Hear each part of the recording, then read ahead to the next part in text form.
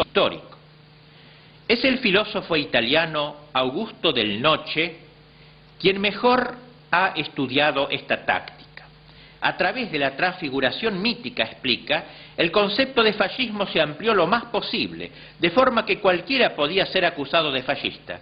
Y el juez no era otro que el Partido Comunista, el que juzgaba en última instancia qué persona y qué cosas debían ser consideradas fascistas.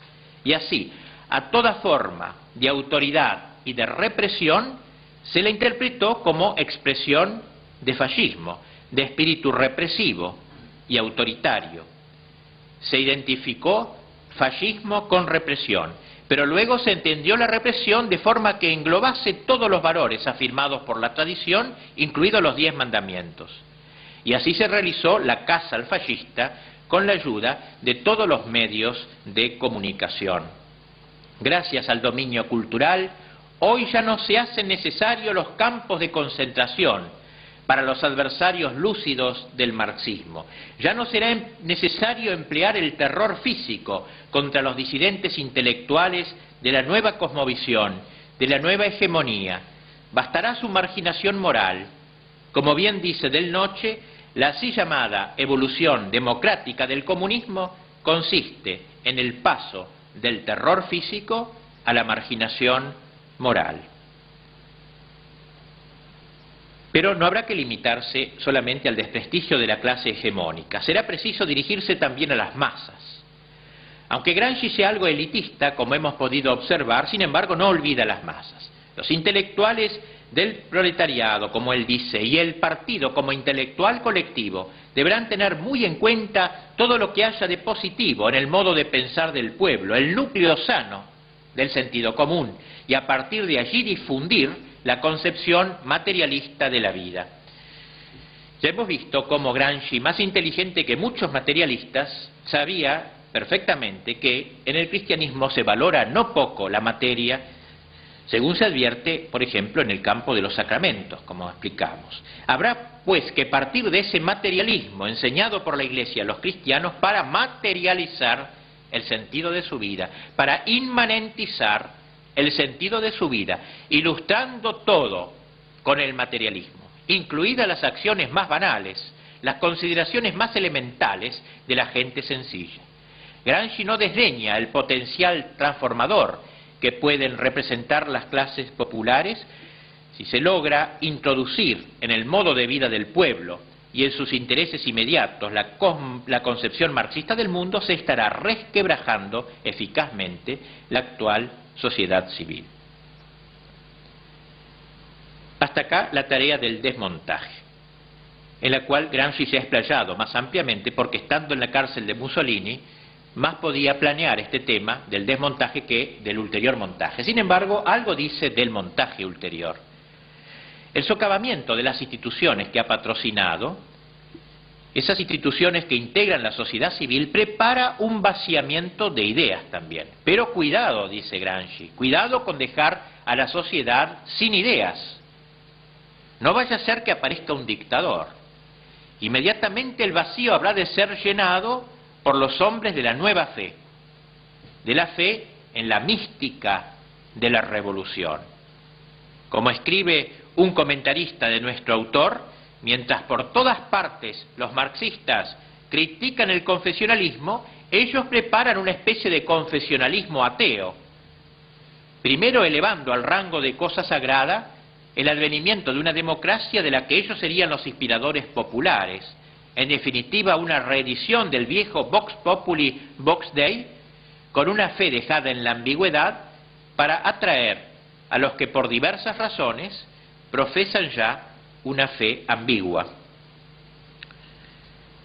Gramsci recuerda a este propósito aquel viejo método de la Iglesia, método que tanto admira, a saber, su persistencia en predicar constantemente lo mismo, sin moverse un ápice de la doctrina, repitiendo imperturbablemente su apologética, luchando siempre y en todo momento con argumentos semejantes y manteniendo en pie una jerarquía de intelectuales.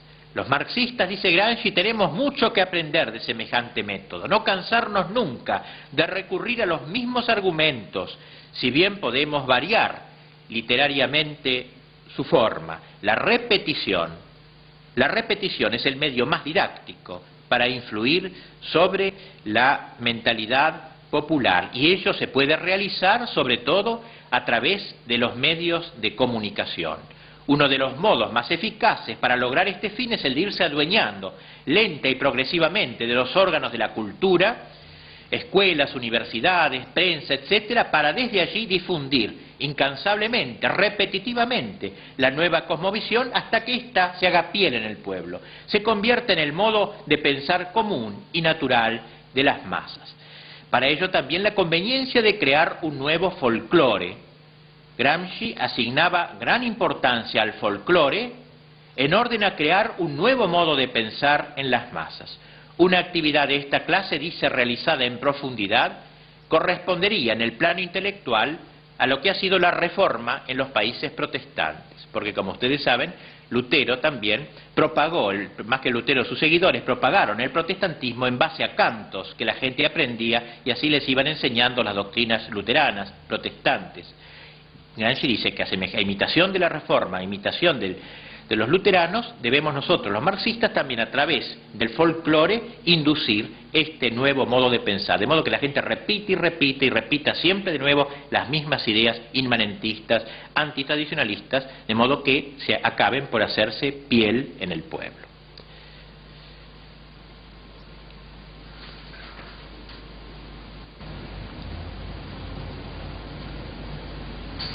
Dentro de la estrategia de Gramsci ocupa un lugar muy importante el tema del cristianismo. Es curioso observar cómo, si bien tanto Marx como Gramsci juzgan que el cristianismo es algo terminado, una reliquia del pasado, un cadáver, sin embargo no pierden ocasión de referirse a él e incluso lo consideran el peor enemigo. Gramsci, escribe del Noci, es el pensador más rigurosamente antirreligioso, al menos como crítico de la religión de Dios trascendente y creador. Su preocupación como filósofo es alcanzar un inmanentismo tan riguroso que no deje ya espacio para la más mínima tentación de renacimiento religioso, ni tentación siquiera. El enemigo es la religión que él conoció en Italia, la religión católica. Veía en la religión católica el obstáculo supremo a la secularización total y absoluta, que era para él la esencia misma de la revolución. Tal es el gran enemigo. Gramsci piensa que mientras el catolicismo siga conservando su influjo en el sentido común, no hay perspectivas para el marxismo. Lo dice expresamente, no hay perspectivas. De ahí que dentro de sus grandes lineamientos tácticos indique una estrategia especial para tener en cuenta en la lucha antirreligiosa.